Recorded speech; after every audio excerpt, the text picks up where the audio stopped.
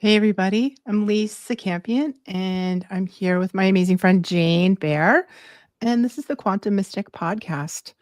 Today, we're talking about something that doesn't get talked about nearly enough. It might be a little edgy, but it's really one of those real spiritual conversations that I think we're we're getting known for our kind of truth telling in the spiritual weird here, in the spiritual world here. And we're calling this one Losing All Your Friends on the Spiritual Path. Oh my God. Here's what happens. You commit to doing deep inner work. Maybe you're doing some Reiki, some trauma work, some meditation, whatever your doorway is that you enter into the spiritual world, and you begin to change. Not just your mindset or your habits, but actually your energetic frequency changes. We're working on healing old wounds. We're releasing patterns maybe we've been carrying for a long time, and our vibration changes, and that change is really, really real.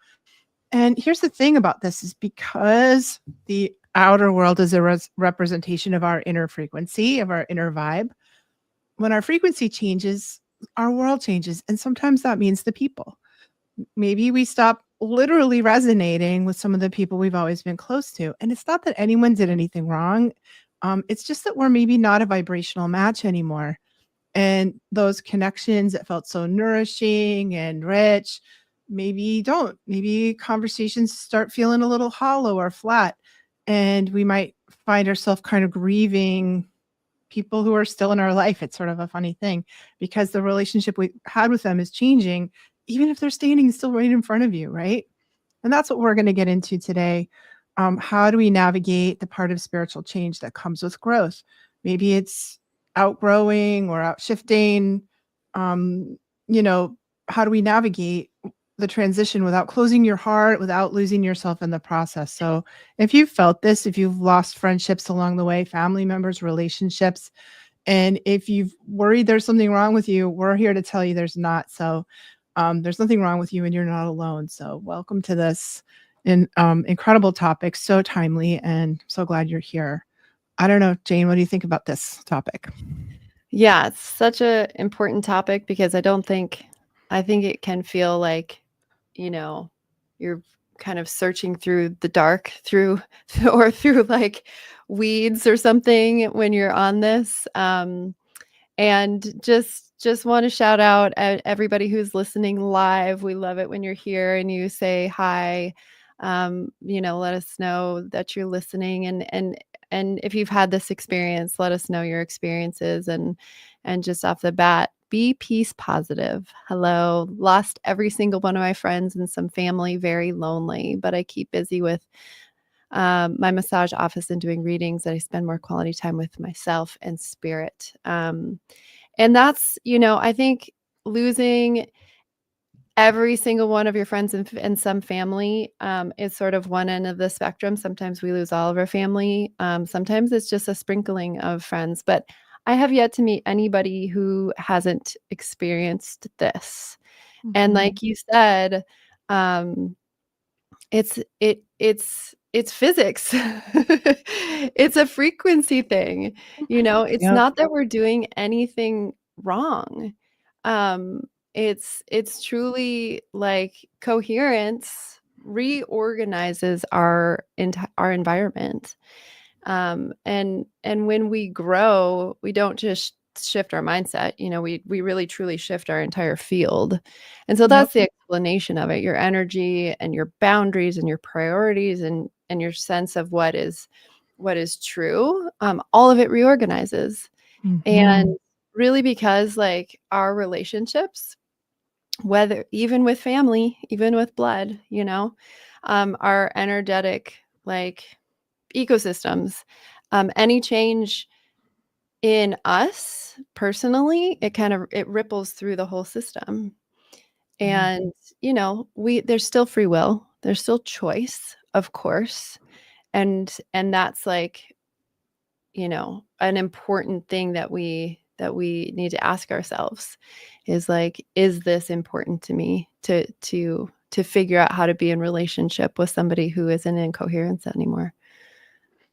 And maybe we change, like, we don't have the depth of the relationship we have, but we might choose to keep that person Exactly. as, a beloved, you know, but the depth that they're coming in might be different, or your expectations about how the relationship works Yeah. might be different, you know? I know Mhm. too, like, one of the things that happens is, so for so many, it's happened to me and also so many of the people that I work with, is we start this spiritual healing process, Jane, and things get messy. Things get like swampy, dirty, like we're rolling around and maybe we're cleaning out some grief or experiencing grief or anger or kind of diving into the emotion and of everything. And although it's very therapeutic, for us, maybe not everybody we know can handle that. Yeah. When things get messy inside of our growth, and because it always does, right? Yeah. And you got to feel it to heal it. And we might be down for that, but sometimes people are like, "Ooh, like you're too intense, Lisa." Or I don't really want to. God, you have to talk about all that spiritual stuff like all the time. Do you have to like, whoa, all the feelings we have may just be too much for people. So sometimes we lose people in the beauty of the healing mess, right? Yeah, and I think also, people it's possible people feel threatened because, and not even consciously, but threatened because our evolution disrupts this unspoken agreement that sort of held the relationship together. Some Mhm. people some people might feel inspired by our own expansion, because that gives them permission to do the same. And Mhm. again, I'm going to reiterate, most of this is unconscious. Yeah. But some simply will just disappear because, and not because it's something actually happened. There doesn't even need to be an explosion. But it's because, again, there's the resonance isn't there and it's not personal. I don't believe a lot of the time, I don't think it's even rejection. And we need to know that in our hearts. It's not punishment. Um, it's just that the external world reshuffles to match our internal world, like you said. Yeah. And people who can't meet you in that coherence, I think naturally drift away. And Right. those who can move even closer, and that's the beauty, is because then we end up finding our tribe. Yeah, I think that's so good, and I think, like, allowing the flow, that to me, there feels like a flow, and this is a really good time to practice non-attachment, you Yeah. know? And I notice my relationships and friendships sort of cycle in about every 7 to 10 years. Seems like Yeah. I go through, like, a shift, and um, and I'm not a person that, tries too hard to hold on to the people from the past. It seems like I honor them and I love them, but I'm not gonna grasp onto something that feels like maybe it's shifting or changing, and I think it can be, especially when it's family, or your spouse or your kids or some these really intense relationships can be really, I don't know, that to me, there's like an interesting play between letting go, grasping, letting go, and letting go totally, which sometimes you have to do, or just letting go of the expectations that we have, Mhm. that people are gonna meet us everywhere, because I Mhm. don't think that happens. Mhm. Yeah, exactly. And that's that acceptance. Okay, this relationship has changed. Either I'm going to work at keeping it at just a different, maybe you keep it light, maybe you keep it surface, and that's Right. okay. Yeah. um but if it there's times where there can be, grief in the loss of a friendship that was really, really um important. And I think that Mhm. it can honestly feel like there's a mourning period. It's like there's a small death, Yeah. because you've lost this person or people. And it doesn't mean, it could have been a great relationship. There wasn't dysfunction, but there may have been patterns that you were playing out in order to be in that relationship. Maybe there was people pleasing, or like there was shared wounding, or it was like a convenience, that something that was comfortable in that relationship. And once we do this work of shedding that, you know, of shedding of evolving ourselves, we have to like there's like the shedding of an old identity. And so it kind of feels like that ego death that we talk about, Yeah. because we're shedding ourselves. And in order to be in that old relationship, we'd have to go back into people pleasing, or we'd have to go back into something that we've actually worked through, right? Yeah, like, what happens when you have a friendship based on a trauma bond and you work through your trauma, Yeah. you know? Yeah. So and I think so many people have that, and then, like, what is there? I think I think sometimes about this in terms of our soul contracts too, like, we can Yeah. have soul contracts, like the agreements that we had before we got here for a specific time or a specific function in the relationship, and oftentimes when we work through that, we fulfill the contract, the relationship just Mhm. kind of dissolves, kind of Yeah. like and sometimes there's an opportunity to renegotiate the contract. Like, Mm. are we gonna choose to step into a new phase of our connection? And sometimes it's not possible. It just dissolves so completely that there's nothing that's there to hold on to. But I do think you're right about the grief. We can Yeah. feel, a lot of grief around that.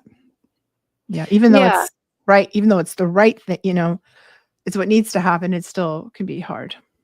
Yeah, and that like there can be this mind game, this spiral of shame that can be like, did I cause this? Maybe I should have Mhm. tried harder. I just want to validate everybody. Like, if you're having these feelings, or even like, oh, they're just low vibration. I'm above this. Like, we don't Yeah. we We don't don't we do don't that. there's no hierarchy in spiritual growth, period. So we need to, watch ourselves as we're growing and evolving. Making other people the problem is karma. You're Group racking up karma. your karma a little bit Watch if you out. do if you're doing that, yeah. That's a trap. Yeah. It's so funny. I find, like, one of the things that and I notice this a lot with the folks that I work with, that there's sort of, like, a difficulty with small talk, you know what I mean? Like, that kind of, Yeah. maybe relationships that were based on, you know, parenting, like my mom friend, when my kids were little and we were, like, all Mhm. momming together and, um, that those kind of, uh, shallower type conversations sometimes used to work for you. Like, maybe that was how you related, around that thing or around how your favorite sports team was doing. And now all of a sudden that feels empty. I think that's something that happens like for people on the spiritual path, that small talk can feel draining or feel like it's hard to connect with that.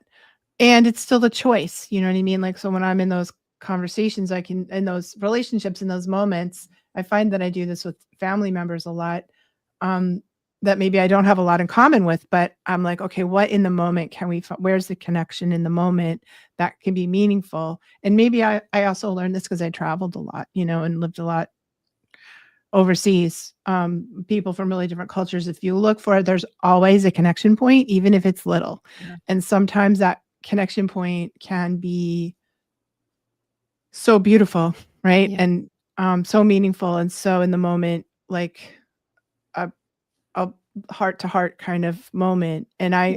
even though I don't like small talk and I find it difficult and exhausting, I can still find those heart to heart moments with With almost anybody. anybody. Anybody. And Yeah. that, I think, is the full cycle of all of this, is like, yes, friends for sure disappear, and it's part of our own evolution. And as we're doing this spiritual growth, as we're on this path, it's getting sinking deeper into our own humanity. And so, Mm. we come out, I think there's so many phases of this. There's the like, F you, everybody. Like, I want to blow shit up. There's definitely that. And then I think, you come to a place of just like shared love and open heart to all humanity. and to everybody, even those who we might not, um, you know, resonate with. And that I think that's the a good point that you had said is like, we can find that within anybody. And I think Mhm. that to explore that presence within ourselves so that we can, be there for other people. Because this work that we're doing is relational. It's really not a solitary thing. We need to be in that's I would say that's why there's 8 billion of us, the inner Yeah. work, it's like the mirror is around us all the time. It's in everybody. Right. And so we're really truly not meant to do this alone, I believe. Yeah, I think so too. And I think that one of the amazing sort of opportunities that we have when we recognize that this is going on is the potential to build a new community. Yeah. So if you're losing friends on the spiritual path, where can you find new ones that are maybe resonating, that to do that in a conscious way? Maybe it's the other spiritual seekers, or maybe it's the other meditators or yoga practitioners or Reiki people. Who wherever you can find, I think there's always the opportunity for new to bring in, to sort of hunt out new people and create, what's that saying? Your friends are God's apology for your family. I mean, it's kind of a refrigerator magnet wisdom, but there's some truth to that, I think. And I think that's the amazing thing that we also get to do, is hunt down our new the people we're vibing with from where we are now. Yeah, to recognize, those folks. I don't know. I think that there's this connection, again, a frequency connection, right? Where Mhm. it might not be it just I think it feels clear of any static. You suddenly it just your system like will relax when you're around somebody who feels in coherence with you. There's like Yeah. again, it's not from an egoic place, it's not from a trauma place, it's not from performance. We're not like shrinking or pretending to be somebody else. The conversation can just feel spacious and easy, and we can be ourselves fully, all the parts of ourselves, the quirky self and the, having a bad day self. Um, and I think that, the people that you'll find are not going to be intimidated by your growth. There's going to be curiosity, you know. I think Mm. at least that's my like prayer for humanity, prayer for everybody when you're finding your people, that the connection really feels like Hmm. clean and mutual and familiar and um and in that like deep way. That's so beautiful, Jane. It feels to me like what you said is like the opposite of codependency, Yes. and when we're in codependent relationships, we have like a lot of agenda. Like, Yeah. if you're not okay, I'm not okay, and I need to be okay, so you better be okay. Um, that's Yeah. the opposite of what you were just talking about, is like, can we create relationships where you can show up with your whole self, and it's okay to not be okay, or it's okay to be okay. And there, we drop those agendas that we have, we drop that codependency. And I feel really lucky to have relationships in my life, community in my life, relationships in my life. One of them is you, my beloved Jane, my friend, my deep Samesies. friend. And to have that, um that it's really an incredible thing to come out of, like, having spent much of my life in super codependent relationships, and the trap, or the kind of cage that felt like for me, and to have relationships that are free of that is such a blessing. Oh my God. Yeah. Thank you, God. Yeah. Inshallah. Inshallah. Yes. Exactly. Yeah, and I don't Mm. know, it just feels so good to have that shared commitment to, um, clarity, even if it is uncomfortable in our own bodies. The conversation, um, the conversation between these people that we find, the tribe, they stretch you instead of draining you. And I Mhm. absolutely am just so grateful and know that, you know, things do change. And it's okay. It's okay for things Yeah. to change. And I think that's the hardest part of this is the acceptance that, at least it has been for me, is the along the way, just the acceptance of like, I didn't do anything wrong. Mhm. This is just part of it. Um and that's okay, you know. And the other person didn't do anything wrong either, and for me, it's been Yeah. marriages, 2 marriages, you know? Yeah. And, like, they're from where I'm at now, because 'cause they're both quite a long way in the rear view, I'm like, "Well, those that was inevitable," and the other thing that's I've just learned recently is that relationships are valuable even if they're not permanent. It Yeah. doesn't, have to be a forever relationship for it to be, and I definitely had, like, an old program around that. Like, somehow it was a failure, relationship failure, a failure's end, and I really had to take that word out of my vocabulary and Yeah. believe there is no such thing as a relationship failure. It's only research. It's Yes. only experience. It's only, like, where we actually get to, the rubber meets the road kind of, and we get to kind of work things out in real time with another person where we have that friction to really do the work at a deeper level. And so there's not, I don't see those relationships as failures. I see them as incredibly valuable um, human growth machine, personality growing machines, or spiritual practice, right? Yeah. And it does, even a quick relationship has value. It's not only permanent ones that do.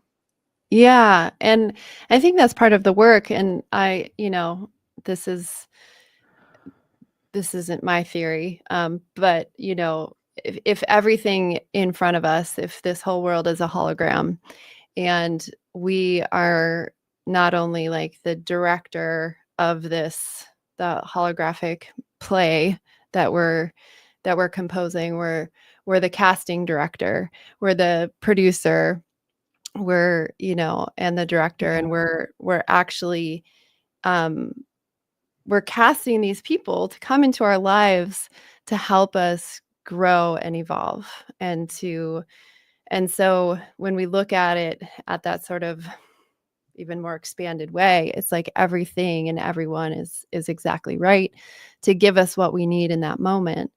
And um and I think that again, I think it's the ego, and our identity self that holds on to the people in our lives as if, like, I don't know, they make us who we are, or you know who are we without these people in our lives. And so we need to sit with those feelings of who am I without whoever in my life, um, and trust that they came into our lives, like you were saying, for exactly the right thing at exactly the right time to give us exactly what we needed on this journey.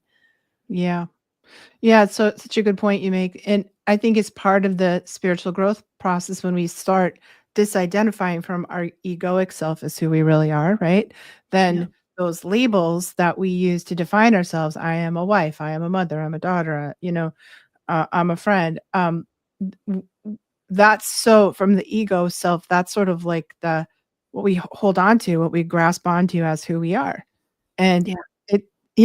it it's part of who we are, it's part of who we are temporarily in the Yeah. temporal universe that we live in, temporal dimension that we live in, but Yeah. it's not the entirety of who you are, and then I think the spiritual path invites us to drop those parts of our identity. You know, it's Yeah. not the whole of who you are, just like no one aspect of you is the whole of who you are, right? So, as we disconnect that grasping from those those identities. I mean, I just went through this myself as the empty nester, you know? Yeah.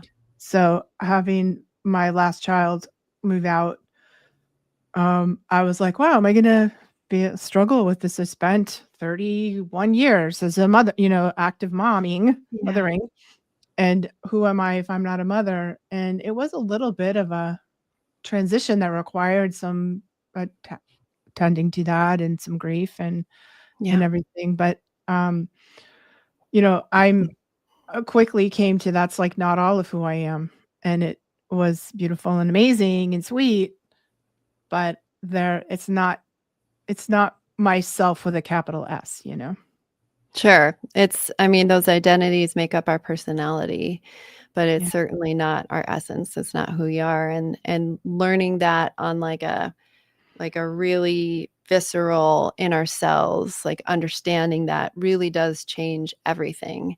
And yeah, that's where we can be human and in our humanity and not be attached to any of it. Like we're here and we're very much here for to be human and here for humanity and here for all of this experience. But we're not clinging or grasping or comparing or holding on to or you know, um, really all of the things that the ego loves to do. yeah. Um, it's like we stay in this balanced, and that's like the real spiritual maturity, I think. I do too. And to me, like this whole process has the opportunity to kind of open our hearts, you know, open our hearts, soften us even more. And I think, you know, we can and should resist the temptation to let it make you bitter, let it make you judgmental or, you know, critical, like, or to go into a victim place about it where we feel powerless, you Yeah. know, and I mean, we might have all those feelings, right? We might allow those feelings to kind of they might come up for us to process that, but I think the opportunity ultimately is to let it soften us Yeah. and open our hearts even more, and not sort of get stuck in the unprocessed grief of letting go, right? Yeah. And that is exactly it. If, you know, the greatest form of rebellion in this world is to walk with an open heart. And Mm. I feel like if we can do this work, and, lose family and lose friends and lose identity and have our own mini deaths over and over and over again, if we can keep our heart open and, that's another topic, how to keep your heart open Yeah, we and should what put that that on the actually list. We should talk means. about that because Yeah. that's a good one. Because it's not just like walking around all gooey without boundaries. It's very much like feeling love of yourself and humanity, and all things and all beings and all the kingdoms of, you know, the fungi and the minerals and the animal kingdoms and everything. And staying humble along the way is is that is that evolution, is that key. So beautiful. And if you're curious about this stuff more, if you want to know more about it, this is what we teach in the Quantum Mystic Mystery School. And if this appeals to you and you want to find more about it, just hop over to quantum-mystic.com to find out more about the work that we do. And it's really good stuff. And I feel like we're both so on mission, you know, that this is a Yeah. mission that we have together individually and also together to, you know, help people who are interested in raising their consciousness and going through this. That's what spiritual growth is, really consciousness expansion. And that's what we're all about. So we hope that you stop by and visit and get on the waiting list for our next cohort if you're feeling called to the work.